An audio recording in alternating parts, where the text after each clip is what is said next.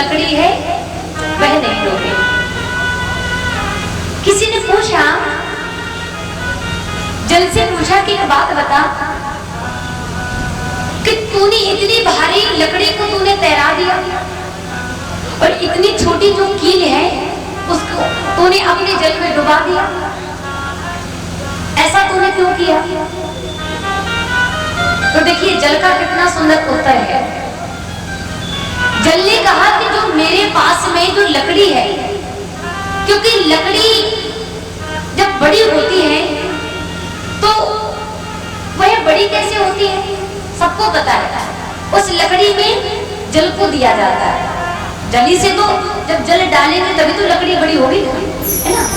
जल डाल डाल करके लकड़ी बड़ी होती है। तो जल ने कहा कि ये मेरे पक्ष वाला है, ये मेरा ही एक संबंधी है, क्योंकि मैं ही इसको सींचता हूं, मैं ही इसको सींचता हूं और मैं ही इसको बड़ा करता हूं। अगर किसी वृक्ष को अगर आप जल नहीं देंगे तो बताइए क्या वो हरी भरी बड़ी हो पाएगी? नहीं हो पाएगी। तो जल ने कहा ये मेरा ही संबंधी है, इसको मैंने ही बड़ा किया है, और जिसको मैंने बड़ा किया है, जिसका मैंने पालन किया है, जिसका मैंने भरण पोषण किया है, बताओ उसको मैं कैसे डुबा दूं?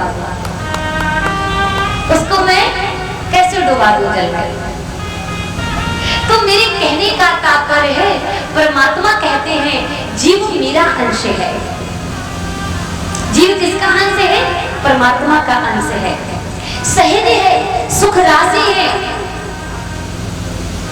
ईश्वर जीव,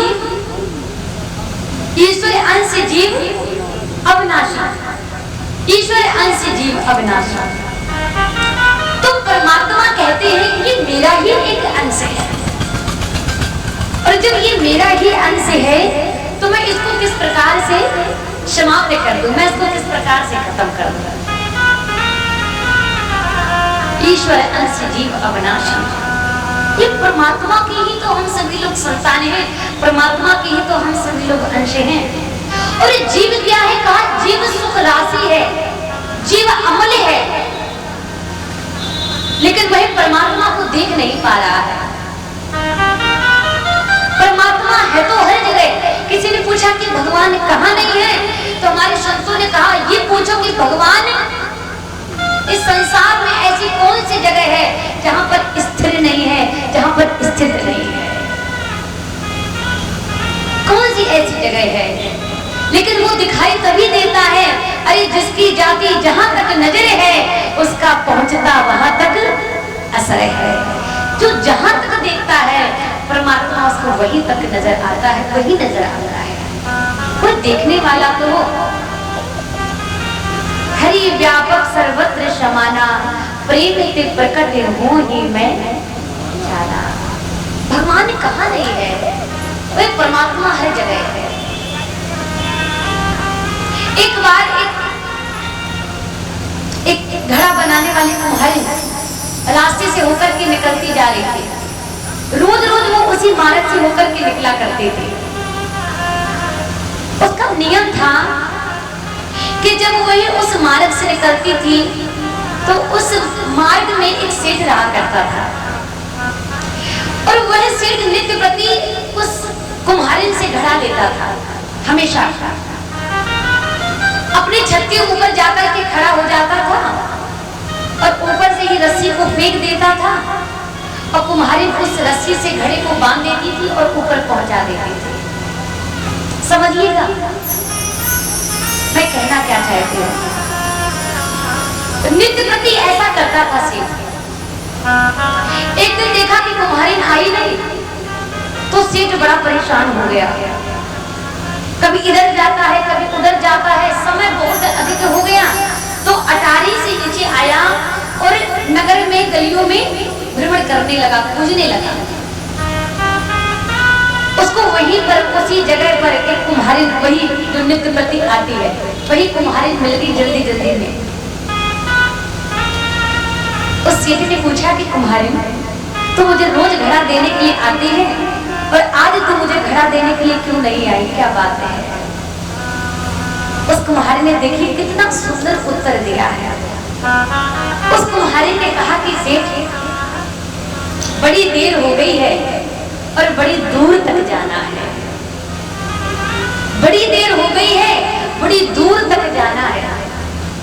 राजा परीक्षित को जब शाप लगा तो राजा परीक्षित ने जो भी राजा परीक्षित के पास में जो धन था, जो वैभव था, जो लक्ष्मी थी, राजा परीक्षित ने अपने पुत्र जन्मेजय को सौंप दिया। पुत्रों ने पूछा कि पिताश्री कहाँ जा रहे हो? तो राजा परीक्षित ने कहा कि बड़ी देर हो गई है और बड़ी दूर तक जाना है। 7 दिन मेरे जीवन के हैं, मुझे 7वें दिन मरना है। और सिर्फ परीक्षित को नहीं, हम सभी लोगों को 7 दिन में ही मरना है। हम सभी को 7वें दिन मरना है। ये 7 दिन का ही ये सब चक्र है। 8वां दिन तो महाराज कोई बना ही नहीं है, कोई बना हो तो बताओ है? 7वें दिन ही हम सभी लोगों को मरना है। लेकिन देखिए फिर भी मनुष्य पूरे दिन, जीव पूरे दिन काम काम में लगा रहता है, जीव पूरे दिन घर के हाय हाय में लगा रहता है। हमारे संत तो ये भी कहते हैं कि जो लोग ज्यादा काम के हाय हाय में लगा रहता है ना, वह मनुष्य होने पर भी उसे गधे के समान माना जाता है, उसे गधे के समान माना जाता है। पूरे दिन घर का काम करता है, चाकरी करता है।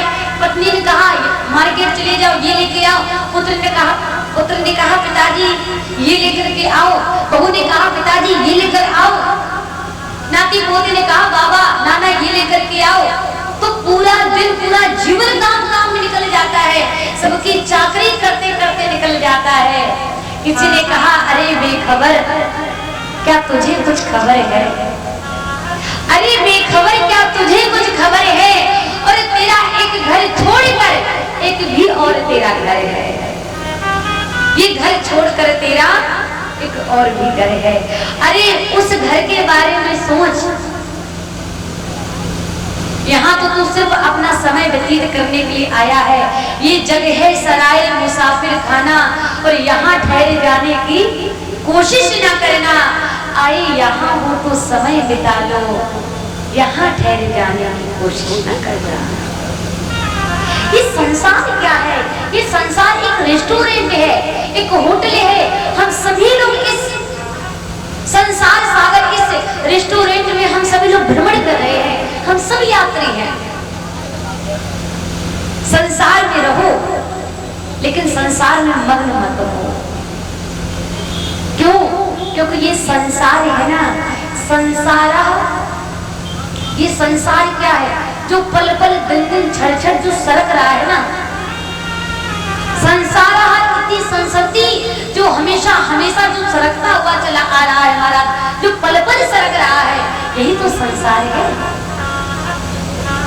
यही तो संसार है।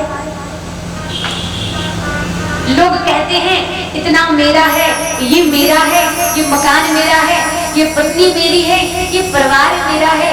अरे ये बताइए कौन किसका है? मीचो आंख कटो को नहीं। आंखों को बंद करिए तो बगल में बैठा वाला व्यक्ति भी नहीं नजर आता है हमारा है? पास में बैठा नजर आएगा? आंखों को बंद कर लिए तो बताइए, जब आंखों को बंद करने पर जीते जीते कोई नजर नहीं आ रहा तो फिर अपना कौन है बताइए?